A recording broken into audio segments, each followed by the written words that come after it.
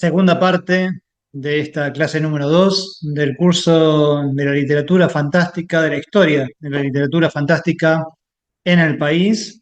Y bueno, vamos directamente a compartir imágenes. Eh,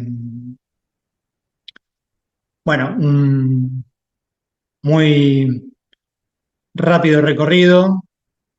Piglia, sobre todo para los que ingresan, si hay alguno que ingresa por esta segunda parte primero. La antología de la literatura fantástica del siglo XIX, que vimos en marco teórico, junto con los cuentos fantásticos argentinos, la figura de Leopoldo de Lugones,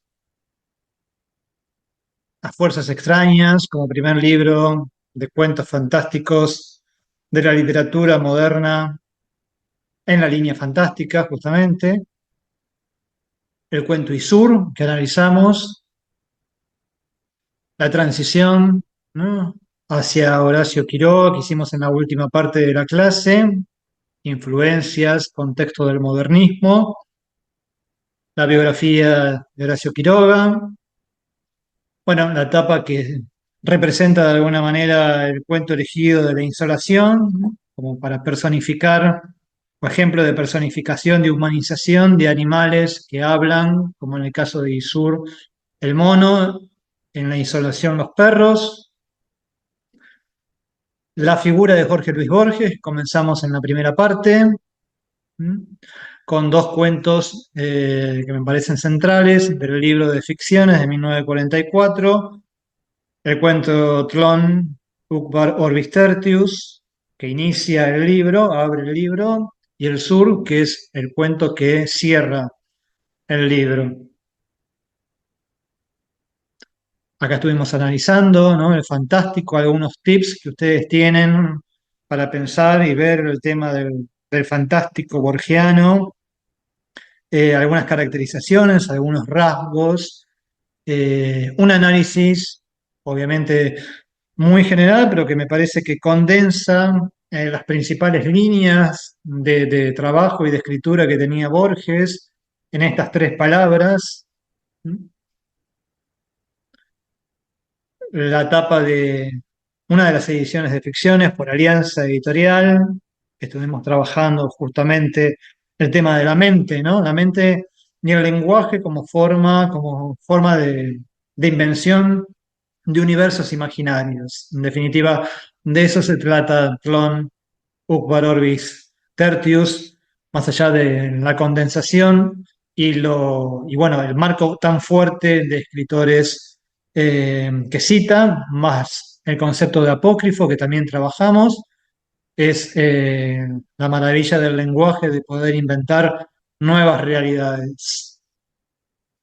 El cuento del sur, ¿no?, con la imagen de Borges y el personaje de Juan Dalman en esa especie de alter ego que se construye en el sur, y especificar o acotar en el trabajo de las realidades paralelas que coexisten, espacios y tiempos divergentes, pero que no se anulan, ¿no?, en las realidades que son simétricas y anacrónicas, como bien mencioné en la oración que creo que nuclea al cuento en sí, en su idea, ¿m?, con Dalman en el hospital,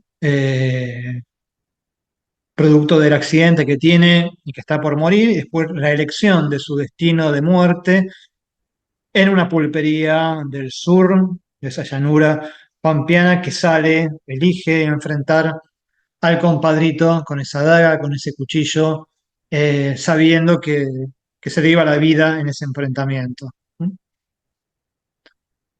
Vimos también desde esta imagen que de alguna manera la daga apunta al libro del Aleph, que es el otro gran libro de Borges, publicado en 1949, y del cual en esta segunda parte vamos a ver justamente el cuento El Aleph. Por eso dejo aquí. Bien, el Aleph es el cuento que cierra el libro. No puedo dejar de mencionar, si bien haremos hincapié en este cuento grandes obras maestras incluidas en este libro en forma de la estructura del cuento, como es el Inmortal, El Muerto, ¿m? Biografía de Tadeo Isidoro Cruz, donde también vuelve con el tema de- del Martín Fierro, Emma Suns, ¿no? Que también es un cuento muy emblemático, La Casa de Asterión, El Zahir, La Escritura del Dios, eh, La Espera, otro de los cuentos que tiene una resolución fantástica muy interesante. Son todos grandes cuentos donde va combinando la historia, nuestra historia de nación, ¿no? Como el de Tadeo Isidoro Cruz, también trabajando la cuestión del policial, no en una forma tan definida como La Muerte y la Brújula, pero sí está presente en Emma Suns, La Casa de Asterión, recuperando la figura de Asterión y la idea dentro de la línea mitológica griega, el zahir y la moneda, esta cuestión de cómo se puede simbolizar, como mencioné en la primera parte de la clase, el cuento como ficción, como mecanismo de símbolos, la importancia de una moneda en esa trama y cómo en esa moneda está la pregunta por la búsqueda de Dios. Y bueno, finalmente el cuento al que me quiero detener, porque es uno de los cuentos clásicos, porque es uno de los cuentos más citados y porque también es uno de los cuentos donde creo que condensa esta idea de la noción de el universo a partir del nombramiento de la creación, de la idea, de la palabra, ¿no? Del idealismo del concepto, ¿no? De la condición del idealismo como sistema filosófico que mencioné en la primera parte y que está tan presente en Orbis Tertius. En el Aleph también hay un tratamiento del cuento que me parece interesante de destacar, que es un tratamiento que va desde marcas, ¿no? Desde signos, desde huellas, que son del cotidiano, inclusive el comienzo del cuento es con el cambio de una publicidad de cigarrillos en Constitución, que parece una serie infinita o un indicio de una serie infinita de que algo acontecerá, hasta esta maravilla del Aleph que ahora vamos a ver en el sótano de una casa. ¿Mm? De esta manera, toda la primera parte del cuento se centra básicamente en la muerte de Beatriz Viterbo, contada por el propio narrador, que no es otro que el propio Borges, ubicado como narrador, un recurso que el autor utilizaba en varios de sus cuentos, ¿no? Inclusive en este del Aleph es uno de los más explícitos, es Borges, autor, y Borges, narrador, el que cuenta esta historia del Aleph. La muerte de Beatriz Viterbo, su amada, lo conduce a la visita de la calle Garay, ¿m?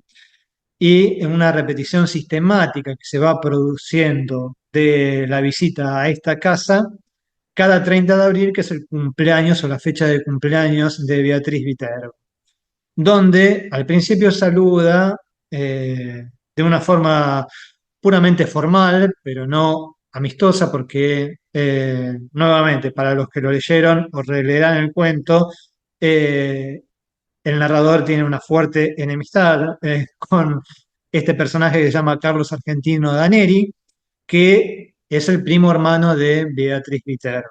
¿Mm? Hay toda una descripción más bien intimista y bastante sensible del narrador, ubicado, focalizado en la figura de Beatriz Viterbo. Esto de sensibilidad e intimismo lo marco en el sentido de que muchas veces se ubica la literatura de Borges como una literatura fría o hecha como una especie de castillo o arquitectura perfecta de hielo, y no es tan así, y creo que este cuento del Aleph lo demuestra. Las marcas, los gestos, los pensamientos que tiene el narrador acerca de su amada, ¿no? De Beatriz Viterbo, y cómo lo va demostrando en toda en esta primera parte. Hay bastantes imágenes del cotidiano, de esa repetición sistemática, de visitar la calle Garay, cada 30 de abril como forma de homenaje por el cumpleaños de una persona que ya no estaba o que había muerto, como Beatriz Viterbo, hasta que empieza a introducirse la cuestión literaria. Nuevamente, libros que hablan de libros o literatura que habla de literatura, la metaliteratura, el mecanismo metaliterario, como vimos en Orbis Tertius, que aparece la cuestión de los libros y aparece la cuestión de las menciones en esa línea. Acá lo mismo, la cuestión de la literatura dentro de la literatura, pero en este caso utilizando la ironía como retórica que tenía el narrador en el Aleph y también tenía mucho el propio autor Borges, ¿no? El recurso de la ironía para burlarse de Carlos Argentino Daneri, que es una especie de literato que podríamos decir que se la cree, que escribe muy bien, que es un gran escritor y sin embargo ocupa todos los lugares comunes y cliché que uno se puede imaginar. Hay muchos juegos irónicos y muchas expresiones y reflexiones del narrador en el cuento del Aleph que van en esa línea desacreditando permanentemente el talento de Carlos Argentino Daneri y al mismo tiempo desacreditando su erudición, ¿no? Su altura o su supuesta altura que el personaje cree tener y que en realidad es un repetidor más de fórmulas ya establecidas, ya usadas por escritores anteriores.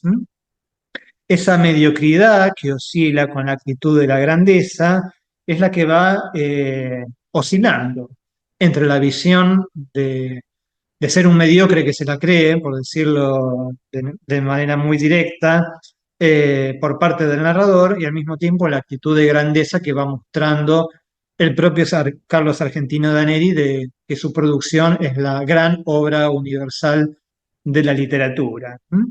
Ahí también hay ironías con cuestiones que tienen que ver con la poesía, con la métrica, con el barroquismo o con el lenguaje barroco, esta cuestión de utilizar un lenguaje barroco pensando que se está diciendo mucho y así va a ser una obra muy grande, cuando en realidad el propio Borges en su trayectoria hasta el final de sus días cada vez fue despojándose más de esa concepción barroca hasta llegar a complejizar sistemas literarios de una manera o con un lenguaje más bien directo, sin dejar, obviamente, de ser complejo.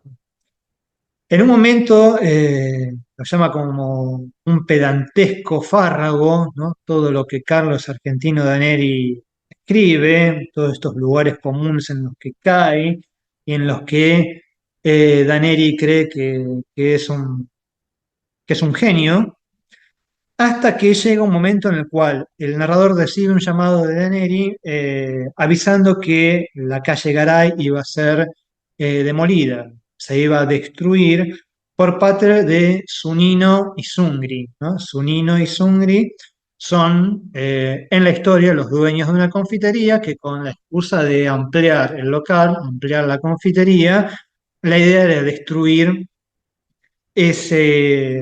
la casa de la calle Garay. Y Daneri necesitaba terminar un poema, necesitaba terminar de escribir un poema y necesitaba la casa. ¿Por qué necesitaba la casa? Porque en el sótano de la casa, en un ángulo del sótano de la casa, se ubica el Aleph, ¿no? Ese, bueno, como se define en el cuento, uno de los puntos del espacio que contiene todos los puntos. Y también hay unas definiciones muy lindas cuando dice uno de los puntos del espacio que contiene todos los puntos y el lugar donde están todos los lugares del, del orbe, ¿no? Del universo, vistos desde todos los ángulos, ¿no? Me parece una frase muy hermosa para sintetizar el concepto del Aleph, que también funciona desde el hebreo como simbolizar la primera letra del alfabeto hebreo, ¿no? El Aleph.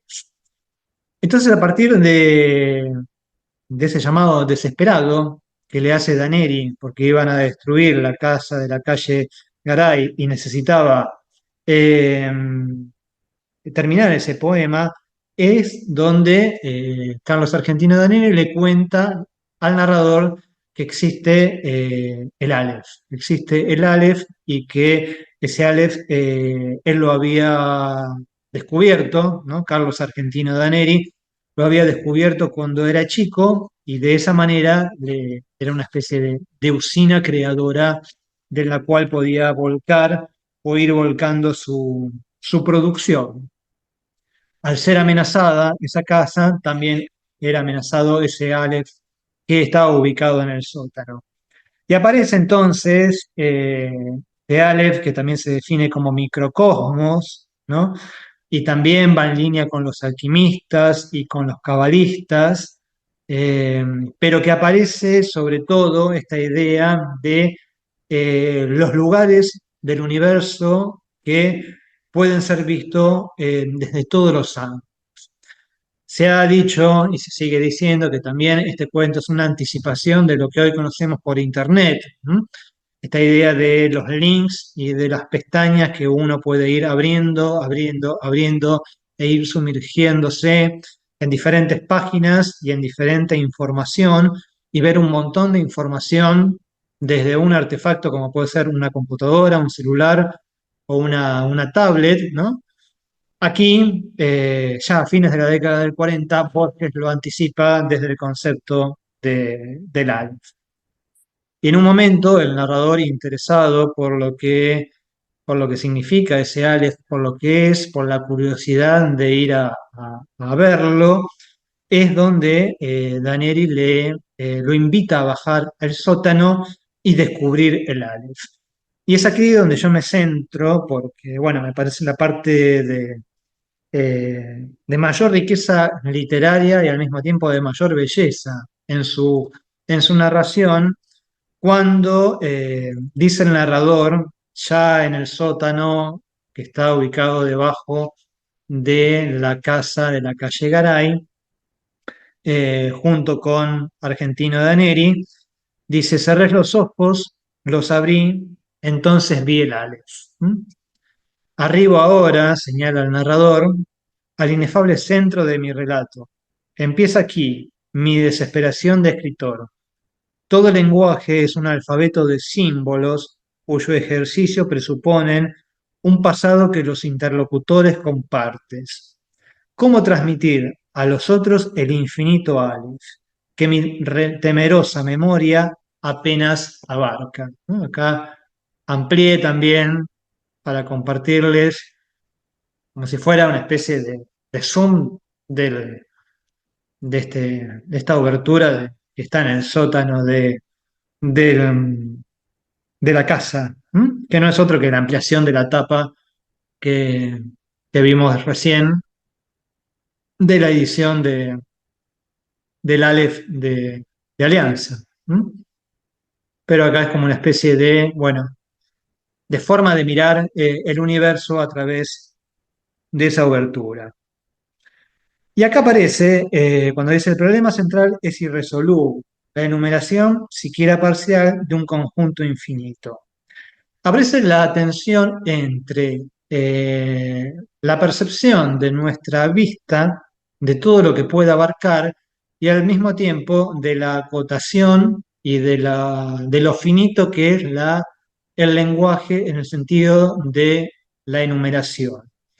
O dicho con otras palabras, con la mirada podemos abarcar un montón de cosas que en nuestro lenguaje nos limita a la escritura en su descripción. ¿M? Tiene como una especie de acotación, de límite, de prefigurado, en los cuales se establece que desde la reproducción del lenguaje solo se puede aproximarse a aquello que se está viendo. De esta manera se produce como el conflicto interno del narrador, porque todo lo que ve al mismo tiempo lo transmite en la escritura, pero esa escritura siempre es finita, siempre es acotada e inclusive en la narración ocupa un determinado espacio, ¿no? Que no es demasiado y que cuando dicen la parte inferior del escalón hacia la derecha y una pequeña esfera tornasolada de casi intolerable fulgor. Al principio la creí giratoria, luego comprendí que ese movimiento era una ilusión producida por los vertiginosos espectáculos que encerraba. El diámetro del Aleph sería de 2 o 3 centímetros, pero el espacio cósmico estaba ahí, sin disminución de tamaño, ¿no? La cuestión es la transmisión de ese espacio cósmico sin disminución de tamaño, de esas infinitas cosas trasladadas a la enumeración acotada de la escritura. ¿Mm? Es un foco para tener en cuenta importante en la relación entre el lenguaje y la percepción de lo visual.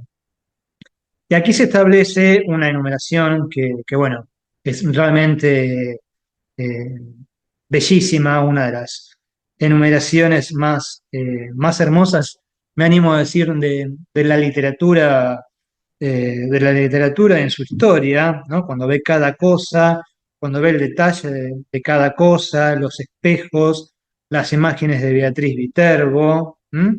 Cuando ve las figuras que van apareciendo, todo eso que, bueno, lo tienen ustedes en el relato en sí, pero que me parece hermoso de mencionar porque es el núcleo del cuento y porque también va utilizando la figura de la literación, ¿m? Es decir, de la repetición avanzando para dar crédito a nuevas significaciones, a nuevos sentidos de lo que va bien.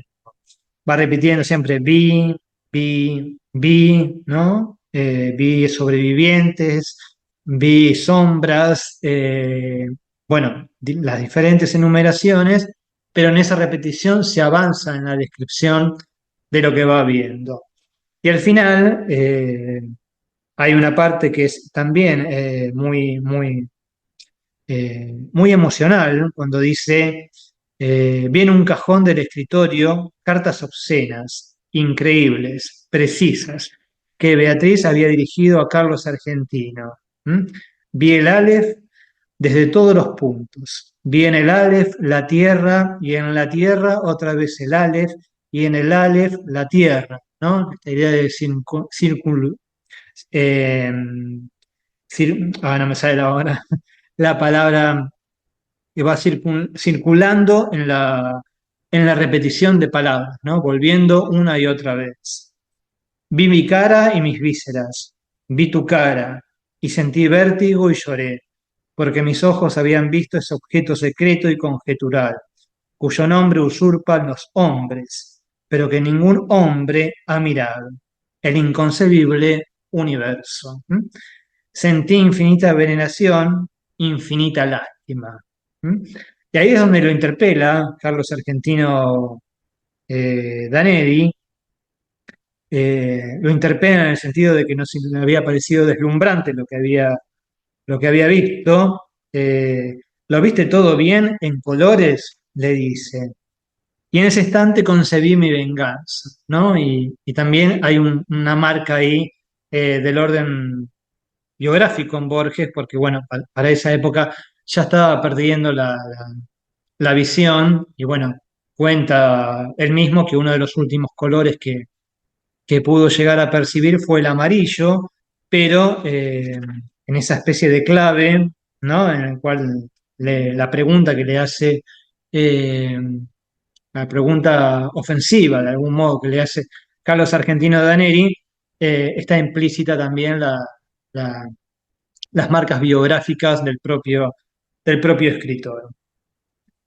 Al final del cuento aparecen nuevamente las postdata, otro de los recursos que utilizaba Borges muy a menudo, como esta especie eh, de paratexto, ¿no? La idea de paratexto es eh, la función de un texto que funciona dentro del texto del principal, ¿no? Funciona como una especie de anclaje, de complementación, ¿no? Las postdatas son para textos, los epígrafes son para textos, inclusive en el Aleph hay dos epígrafes muy significativos, uno de Hamlet y el otro del Leviatán, ambos en inglés, y el de Hamlet es quizás el más significativo porque dice, bueno, en una traducción rescatando la idea, dice, podría estar atado, sometido, ¿no? A una, podría estar adentro de una cáscara de nuez y contar desde mí mismo el reino como una especie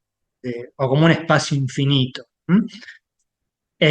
La concepción del paratexto entonces funciona desde ese lugar, desde signos dentro del texto que nutren, contextualizan y enriquecen al texto principal, que en este caso es el relato, el relato central del área. Como vimos también en Orbis Tertius, con esta postdata. Recuerdan que Borges cita como el propio cuento de Orbis Tertius que es incorporado a la antología de la literatura fantástica, como efectivamente sucede. Acá también aparece la postdata y marca como fecha 1943, donde de alguna manera se resuelve el desenlace, que es que la casa finalmente es demolida, la casa de la calle Garay, y al mismo tiempo establece la hipótesis de un falso Aleph de la calle Garay, ¿no? Donde va fundamentando, y acá también entra a jugar la cuestión de lo apócrifo, porque no todo lo que lean en esa postdata es real, entra a jugar la cuestión de la erudición o de la apócrifa erudición como si fueran datos verídicos, ¿no? Datos ciertos de lo acontecido. Hay en un momento donde amplía un poco la cuestión de la cábala que yo mencioné recién, de la idea del microcosmos, ¿no? Donde dice el narrador para la cábala, esa letra significa la ilimitada y pura divinidad. También se dijo que tiene la forma de un hombre que señala el cielo y la tierra, ¿no? Todo esto de la tradición cabalística, para indicar que el mundo inferior es el espejo y es el mapa del superior. Y al mismo tiempo funciona desde el alfabeto hebreo como la letra que da inicio, como que inaugura el alfabeto en sí. Y al mismo tiempo es interesante pensar en esta inauguración como en esta idea de apertura del Aleph a el universo o a todo lo que se puede ver o todo lo que nuestra percepción visual puede alcanzar a ver en esa abertura, ¿no? En ese espacio sumamente limitado que significa el Aleph y al mismo tiempo transmitirlo en la escritura. Y en un momento el narrador también se pregunta, ¿eligió Carlos Argentino ese nombre o lo leyó, aplicado a otro punto donde convergen todos los puntos, en alguno de los textos innumerables que el Aleph de su casa le reveló? Yo creo que hay o que hubo otro Aleph. Yo creo que el Aleph de la calle Garay era un falso Aleph. Y ahí de una manera muy sintética, muy resumida, que era también una de las cualidades de Borges, condensar información relevante en muy pocas líneas, establece que el verdadero Aleph no era el de la calle Garay, sino el de un templo, el de una mezquita que estaba ubicado en una de las columnas, el verdadero obertura por el cual se podía ver el universo y que esa mezquita pertenecía al siglo VII y no al tiempo que estaban transcurriendo ellos en la actualidad, ¿no? En la forma de percibir el mundo. Otro de los autores Otro de los escritores para esta segunda parte que no quería dejar de mencionar porque me parece clave en este recorrido central de mediados del siglo XX es la figura de Adolfo Bioy Casares. ¿Mm? Acá se los muestra a Borges y Bioy Casares, que tuvieron una nutrida amistad, un vínculo muy importante entre ellos, no solamente en las colaboraciones que produjeron, sino también un vínculo de vida. Y antes de pasar a una de las historias fantásticas que también me parece clave de la narrativa de Bioy Casares, un breve marco biográfico acerca del autor, ¿no? Bioy Casares vivió entre 1914 y 1999, maestro de la ficción en lengua española, se consagró con su primera gran novela, La Invención de Morel, en 1940. ¿Mm? Ha escrito otras igualmente memorables, como Plan de Evasión en 1945, El Sueño de los Héroes en 1954, Diario de la Guerra del Cerdo en 1969, Dormir al Sol en 1973, Un campeón desparejo en 1994 y varios libros de relatos excepcionales como La Trama Celeste, Historia Prodigiosa, El Lado de la Sombra, El Gran Serafín, Historias Desaforadas y un volumen de memorias. Junto con Borges, escribieron los cuentos policiales paródicos firmados con el seudónimo común de Bustos Domecq, entre los que se encuentran Crónicas de Bustos Domecq y Seis problemas para Don Isidro Parodi, y dirigieron la colección Séptimo Círculo, que introdujo lo mejor de la novela policial anglosajona. En 1990 recibió el Premio Cervantes de Literatura, el más importante en lengua española, y fue varias veces candidato al Premio Nobel, como lo fue Borges en su momento, sin llegar a recibirlo. El cuento que elegí, esta es la imagen, bueno, de Bioy. Es importante el dato que antes de escribir La Invención de Morel, que es quizás una de sus novelas más importantes y de mayor reconocimiento que tuvo, ya había escrito otras novelas anteriormente que él desechó o decidió formalmente eh, incluir o comenzar su trayectoria diciendo o marcando desde su biografía que la primera había sido La Invención de Morel en 1940, pero hubo otras anteriores. Y aquí lo llevo a este libro, Historias Fantásticas, que lo publica en 1972, y el cuento que abre ese libro y que yo elegí para compartir en el curso es En memoria de Paulina, que es el cuento quizás más versionado y más seleccionado en antologías y en diferentes compilaciones de cuentos, por ser también el más citado y donde se puede ver mucho de las marcas de Bioy acerca de lo fantástico en sí. En memoria de Paulina es la descripción por parte del narrador del intenso vínculo que lo unía a Paulina. El efecto del cuento dentro del cuento a través del personaje de Julio Montero, que es el tercero en este triángulo eh, tan terrible que va a significar el narrador, Paulina y Montero.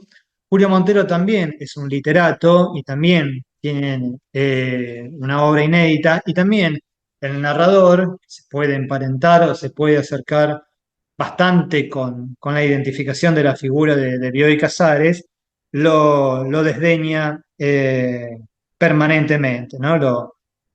Lo rebaja permanentemente, lo tiene sin ningún tipo de méritos en cuanto a su figura. A lo que se le suma la disputa del amor por Paulina. ¿Mm? En esta conformación, ¿no?, de la centralidad de la trama, que es una triada, ¿no?, entre el narrador, Paulina y Montero, va a aparecer un detalle, que es un regalo que le hace el narrador Paulina, de un caballo de una estatuita china, que va a ser un detalle que va a tener mucho peso dentro de la trama al momento en que se lo da y después al final del desenlace. Antes de llegar a eso, no quería dejar de mencionar también que el narrador de este relato es también un poco, tiene una forma de composición al estilo de Borges, un narrador erudito, porque en un momento nombra que, bueno, el narrador es un estudioso, es un investigador, es una persona culta. Nombra un poema de Browning, que es un poeta y dramaturgo inglés del siglo XIX. Nombra a Müller, que era un dramaturgo, poeta y escritor ensayista alemán. Nombra a Lessing, que también era un escritor y crítico de arte alemán del siglo XVIII. Es decir, el sistema de erudición también está muy presente en, eh, en la obra de Bioy Casares y en este cuento en particular. No a la manera de Borges, pero sí también hay una cuestión de conformación de narrador erudito. De esta manera, la primera parte de la historia aparece todo el amor que el narrador siente por Paulina, la figura de Julio Montero, que aparece en reuniones y, y cómo va entrando en la vida de ambos, sobre todo en la vida de Paulina, y aparece un encuentro con Paulina eh, donde se van estableciendo como pautas, como normas, que luego van a ir transformándose, van a ir cambiando en la actitud que tiene la propia Paulina. Todo esto de manera muy sutil, todo esto de manera muy eh, cultivando mucho el detalle de la transformación interna de los personajes, en especial la figura de Paulina. De esta manera aparece como una primera parte de la historia donde Paulina rechaza el amor del narrador porque dice que está plenamente enamorado de Montero eh, o se vincula con Montero, le da a entender al narrador y el narrador queda profundamente destruido eh, de que el amor que siente por Paulina no es correspondido. Acá hay una diferencia también para marcar entre el fantástico de Bioy y el fantástico de Borges. Si en el fantástico de Borges es un mecanismo matemáticamente perfecto, donde hay pocos vislumbramientos de lo sentimental o del sentimiento. Quizás en el cuento del Aleph es donde más se nota de estos cuentos elegidos, ¿no? En el tratamiento de Bioy Casares, la cuestión pasional del amor está muy presente. Es decir, lo fantástico va permanentemente ligado a la pasión desbordante, intensa, que un personaje siente por el otro en sus emociones, en sus afectos.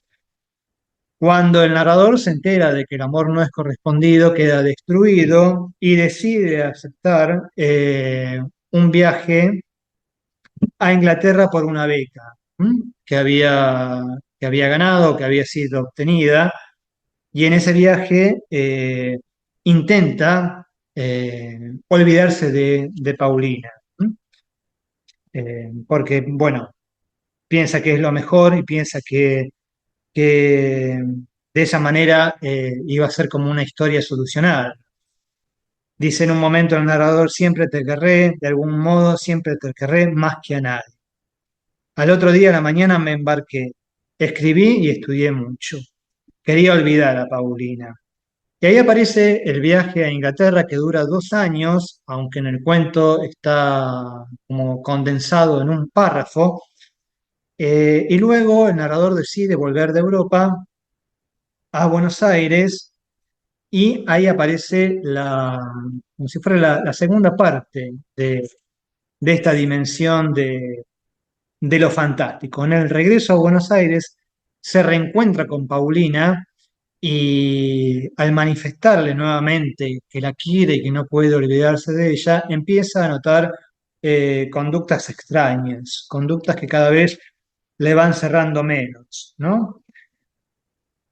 O todo era un engaño, se pregunta el narrador. Yo estaba enamorado de una ciega proyección de mis preferencias y repulsiones. Nunca había conocido a Paulina. Elegí una imagen de esa tarde y procuré evocarla, dudada porque me olvidaba de Paulina. En ese cambio que el narrador percibe o va percibiendo de Paulina en sus actitudes, eh, va dudando inclusive de su propio sistema de percepción acerca de lo que ve o de lo que cree ver. ¿M? Y en un momento hay un pasaje que es muy importante cuando el narrador dice, de pronto hice un descubrimiento, como en el borde oscuro en el borde oscuro de un abismo, en un ángulo del espejo, a la derecha de Paulina, apareció el caballito de piedra verde, que es ese caballito que yo mencioné hace un momento que el narrador le regala, un gesto afectuoso hacia su amada, y dice, la visión cuando se produjo no me extrañó. Solo después de unos minutos recordé que la estatuita no estaba en casa. Yo se la había regalado a Paulina hacía 2 años. Mi recuerdo de la estatuita en el espejo del dormitorio no era justificable. Nunca la puse en el dormitorio. Continué insensiblemente mis imaginaciones y reproduje con fidelidad la escena de la tarde. Y acá aparece como, o se le abre como un dilema al narrador entre si lo que estaba percibiendo, o el último recuerdo de Paulina era real o era una imaginación proyectada por las fantasías del propio narrador, ¿no? Del propio ser amado. Y para eso acude a Luis Alberto Morgan,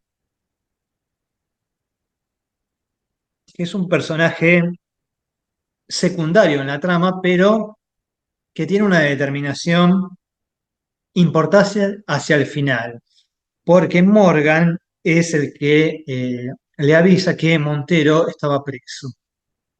Y estaba preso porque había matado, ¿no? Había cometido un homicidio, y ese homicidio es la muerte de la propia Paulina. Y es aquí donde aparece la cuestión de el tratamiento del tiempo, que también es un rasgo importante de la fantástica o del fantástico de Bioy Casares, como un acontecimiento que sucedió en un tiempo determinado, en realidad se reproduce o funciona como proyección del narrador en su mente tiempo después. Porque el dato del homicidio de Montero es donde se devela la cuestión del cambio o la transmutación o la metamorfosis, podríamos decir, del tiempo en ese homicidio. Ya que, como dice el propio narrador, esto no había ocurrido la noche anterior a esa mañana. Es decir, el hecho del homicidio de Montero no había ocurrido la noche última en la cual Paulina visita al narrador. Había ocurrido, señala el narrador, la noche anterior a mi viaje a Europa. Había ocurrido hacía 2 años. De esa manera empieza como una especie de indagación detectivesca acerca de los que la conocieron o vieron a Paulina por última vez, con qué recuerdos se habían quedado, ¿no?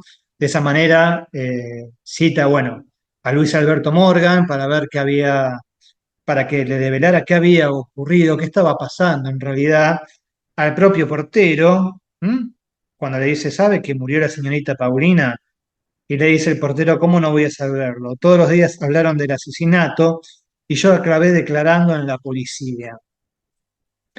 De esta manera, el narrador se hace una pregunta clave, que es la pregunta que va a desarticular o va a deconstruir el desenlace y donde está la cuestión de lo fantástico. ¿Qué imagen había tenido, qué imagen tenía el narrador de esa visita última de Paulina en su casa? Y en el cual llega a la conclusión, ¿no? Dice, bueno, nuestras almas ya se reunieron, ¿no? Siempre desde el principio de la historia está la cuestión de la unificación de las almas, la unificación de los destinos a través de las almas de los amados, pero, dice en un momento, yo me debatía en esta embriaguez victoriosa y triste cuando me pregunté si no habría otra explicación para la visita de anoche, ¿no? La visita última de Paulina cuando el narrador ya había regresado de su viaje de Europa. Entonces, como una fulminación, me alcanzó la verdad. Nuestro pobre amor no arrancó de la tumba Paulina. No hubo fantasma de Paulina. Yo abracé un monstruo fantasma de los celos de mi rival. Acá aparece, por un lado, la cuestión del regreso del ser amado a través de la muerte, muy trabajado desde lo espectral, en lo fantástico del siglo XIX, que yo cité a algunos de los autores en la primera clase, y por el otro lado aparece la cuestión de lo fantasmal y de lo monstruoso. La clave de lo ocurrido está oculta en la visita que me hizo Paulina en la víspera de mi viaje. Montero la siguió y la esperó en el jardín. La riñó toda la noche y, porque no creyó en sus explicaciones, la mató a la madrugada. La imagen que entró en casa, lo que después ocurrió allí, fue una proyección de la horrenda fantasía de Montero.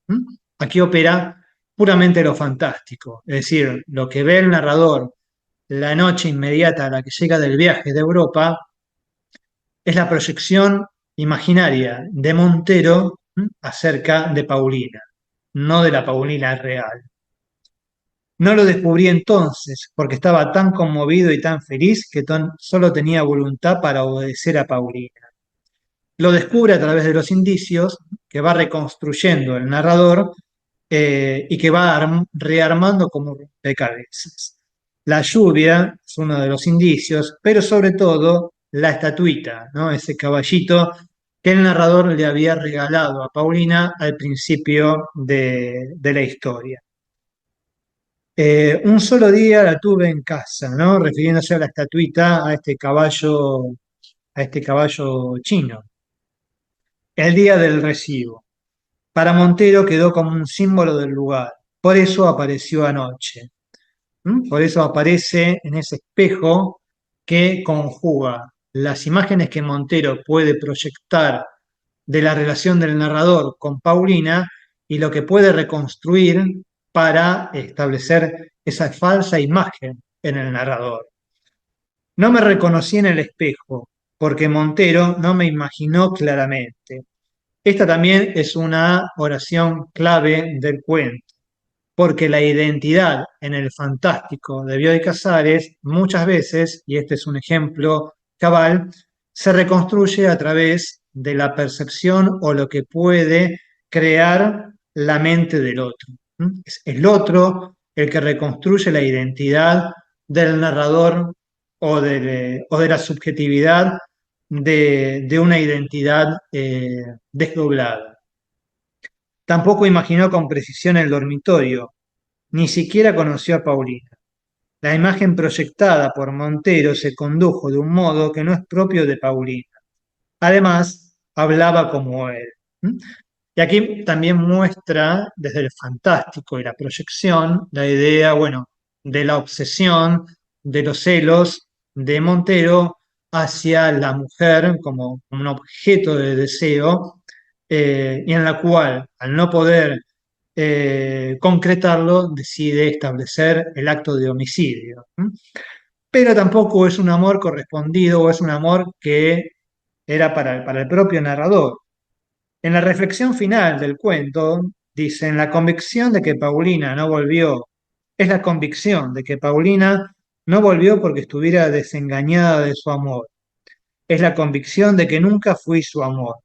Es la convicción de que Montero no ignoraba aspectos de su vida que solo he conocido indirectamente. Es la convicción de que al tomarla de la mano obedecí a un ruego de Paulina que ella nunca me dirigió, ¿m? Y que mi rival oyó muchas veces, ¿no? Esta cuestión de la construcción de Paulina, sus gestos, sus actitudes, su forma de moverse, son producto de la proyección de un otro. De alguna manera, ¿qué es lo que ocurre o lo que despliega en formato de novela de hoy en la invasión de Morel, ¿no? Esta misma idea. De este modo, como para ir cerrando también una conclusión de lo fantástico, ¿m? Es la cuestión que para Bioy Casares retoma de alguna manera cuestiones que tienen que ver con la erudición del narrador al estilo de Borges, pero al mismo tiempo establece distancias. Una de las distancias es mostrar o poner en primer plano lo emocional dentro del relato y lo emocional vinculado a lo fantástico, en esta cuestión de la proyección. Esta palabra es clave, ¿no? La proyección de imágenes manipuladas por un otro, ¿no? Que crean escenas, crean como especies de falsos espejismos, valga la redundancia, y al mismo tiempo el espejo, ¿m? Que también es un símbolo importante en la obra de Borges, aquí es una identidad construida por la otredad, ¿no? Es la identidad construida por Montero y que se vale de determinados elementos para hacerlos confluir, hacerlos conjugar en el espejo. Ejemplo, la imagen que ve el narrador en el espejo de Paulina y de ese caballito que él le había regalado y que no puede verse a sí mismo porque hay un otro que no termina de configurar su identidad para que se pueda ver. ¿Mm? Es una idea muy atractiva, la idea de proyección como manipulación del otro para forjar, ¿no? Para fundamentar la cuestión de lo fantástico, de la manipulación, del espejismo, del mundo artificial, también pensar la cuestión del artificio, como vimos en Borges, también pensarlo con todos estos elementos desde este lado, y la en cuestión de lo impostado, de las máscaras en el sentido de que el sistema de percepción real del narrador se ve alterado, se ve modificado por la intervención de la proyección manipulatoria de un otro.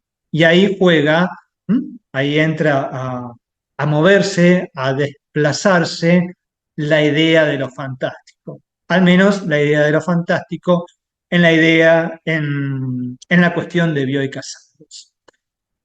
Antes de terminar esta clase 2 quería hacer, por un lado, mención a las marcas de los fantásticos en los cuentos de Bioy, donde hay alteraciones del tiempo en relación a la muerte, donde se resignifican cuentos de hadas en la tradición, donde seres extraterrestres llegan a un pueblo de la Argentina, donde hay fabricaciones, inventos para conseguir la eternidad de la mente. Todo eso está nucleado en las historias fantásticas de este libro y no quería dejar de señalar en este sentido, aparte de Memoria de Paulina, que era el que me parece que mejor ejemplifica la condensación de lo fantástico, cuentos como La trama celeste, El perjurio de la nieve, ¿no? El lado de la sombra, El calamar opta por su tinta, que Bioy lo decide incluir en la antología de la literatura fantástica, y Los milagros no se recuperan, ¿no? Entre algunos cuentos significativos o destacables del corpus de Bioy Casares. Para terminar, bueno, este momento que me parece como para darle unos minutos de la antología de la literatura fantástica, una antología muy importante que coordinan Borges, Silvina Ocampo y Adolfo Bioy Casares, que la edición original es de 1940 y después se reedita en 1967 con algunas modificaciones en su listado de títulos y autores, como por ejemplo la inclusión de Casa Tomada de Julio Cortázar en la reedición del 60, que en la original no está, no está incluida.